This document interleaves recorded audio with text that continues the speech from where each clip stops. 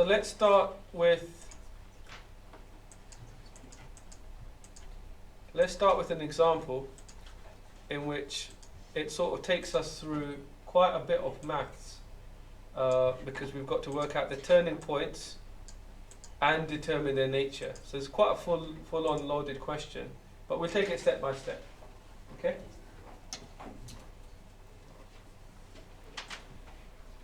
All right. Let me just make this a bit thicker. Right. The first thing to do is you want to differentiate y equals x squared divided by 1 plus 2x cubed, and you want to simplify your answer. Let me just highlight that because they want a simplified answer.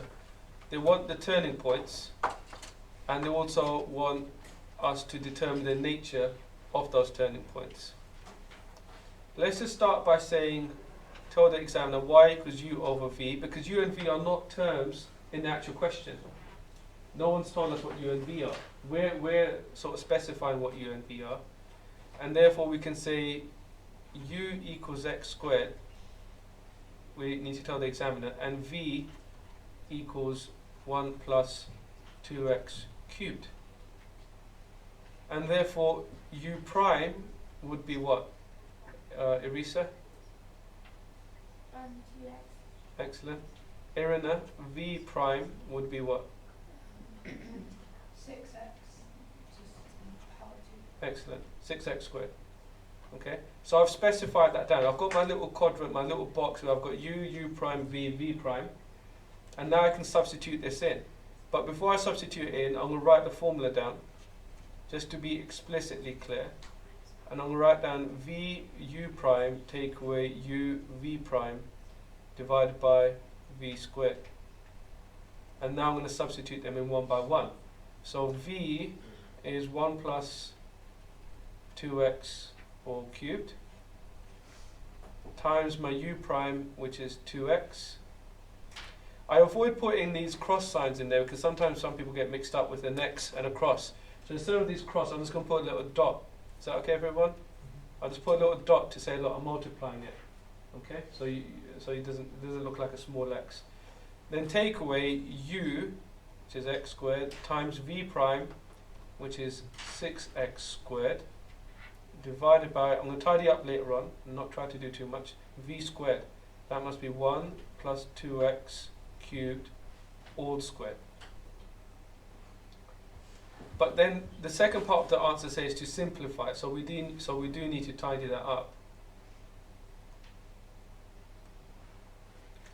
But to expand this out,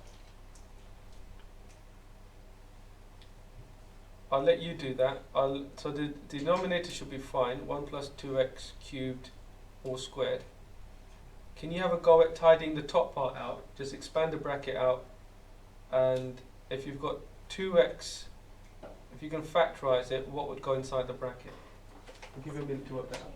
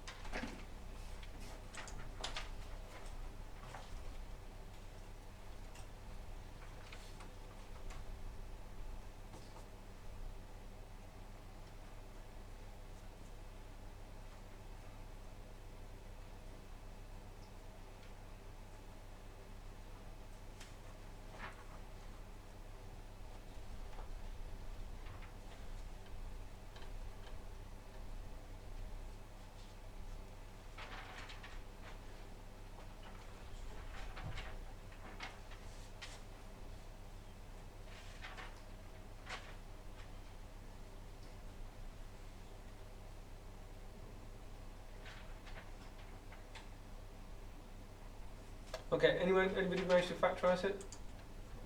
What did you get in the bracket?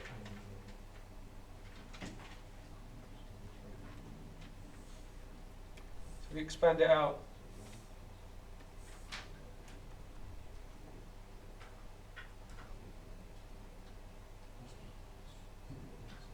Derek, what do you get? What do you get when you expand it out?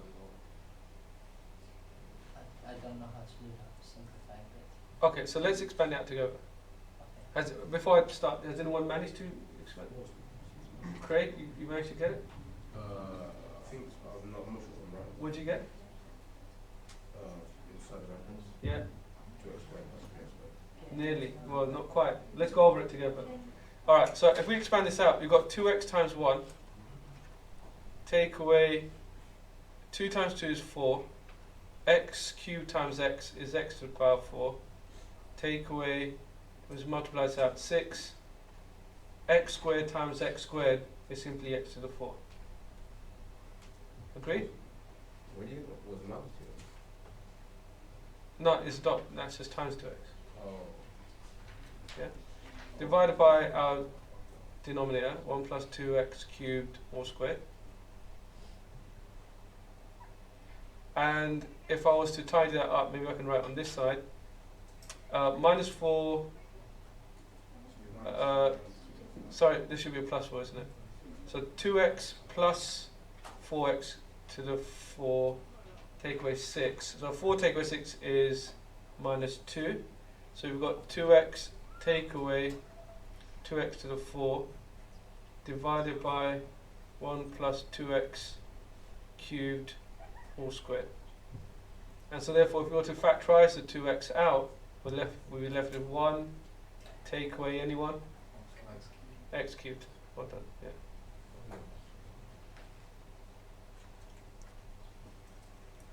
Now let's look at the second part of the question, which is saying work out the turning points. When does the turning point occur? When that equals 0. Good. Turning points occur when dy over dx equals 0. Right, since we haven't talked about turning points before, what do you mean by turning points? What are turning points? Minimum, maximum. Yeah? Okay, so the turning points when dy over dx equals 0. And how can we get 0? From this equation on top, under what conditions will we get 0? What part has to be equal to 0?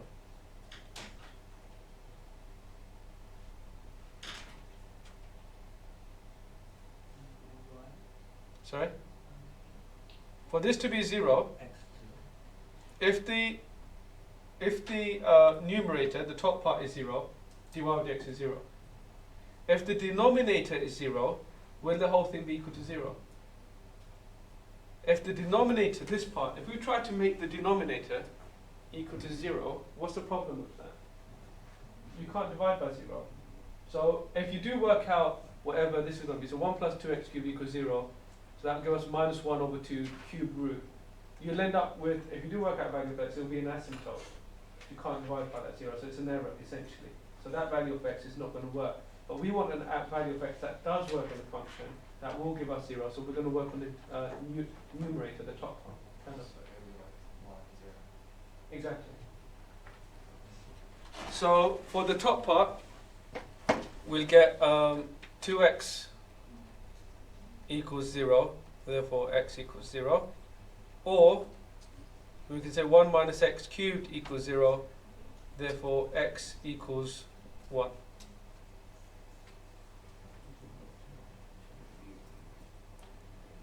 So that part's done. We should also, what's wrong with leaving the answer in that form? If I say x equals 0, x equals 1? They're not coordinates, because the actual question says find the turning points. So given we've got x and y coordinates, we should also specify y. I'll just save us a bit of time and just write down the actual y values you'll get if you were to substitute those x values in into the y, back into the y. So you should get 0 and 1 over 3. But the next part is now quite interesting. How do you then work out the nature of those of the turning point? are we going to have to differentiate this whole thing all over again? Can everyone look up this time? Even if you're working ahead, can you still look up? Because it's one of those questions that might not be in the worksheet, right? But it does come up in exam papers. Okay? You do get questions about the nature of stationary points. Right, so we've just differentiated y. We've got, that gives us dy over dx. We want to determine the nature, either whether it's maximum, minimum. Given it's a turning point, it will be a maximum, minimum. Okay, a stationary point is where it covers all three. So you go for maximum, minimum, or when the gradient doesn't change. Okay, but we know the gradient will change. How would you determine the nature? How are you going to work out whether it's a maximum, minimum? Suggestions? No. You have to find the second derivative. Right. So this is what we're talking about. If we just went through all this hassle just to get this, I'm going to use the quotient rule or product rule all over again to differentiate this nasty little thing here. Junkie. Logs. The logs. We haven't covered some of the log stuff, but no, I wouldn't log it at this stage either. So there's certain relationships where you can see a log pattern, but to differentiate, no, you wouldn't do that either. So this goes back to how you learnt about the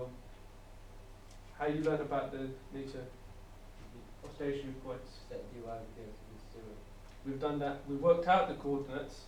We want to determine the nature now. We want to work out what sort of.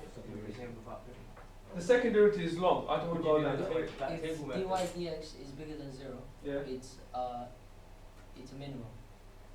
If it's smaller than 0, it's a maximum. Don't you do that? dy of dx is set as 0. No. If it's bigger than 0, so Yeah, like That's if you do that. But So I could use that table. oh, Okay, which table? So if you choose certain value, like a little value, so what are the two values? 0 and -1. So on the x value, so if you had 0, you choose minus 0.1 Okay. and positive 0.1.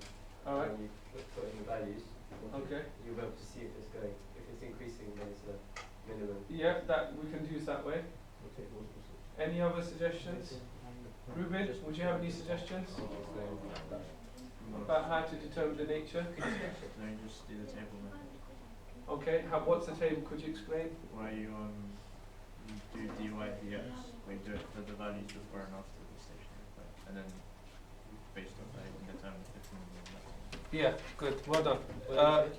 So let's go through that. What I'll do, again, just to save a bit of time, I will basically insert this little table that we can draw, and I'll just make a little point. So this is what we could do to determine the nature.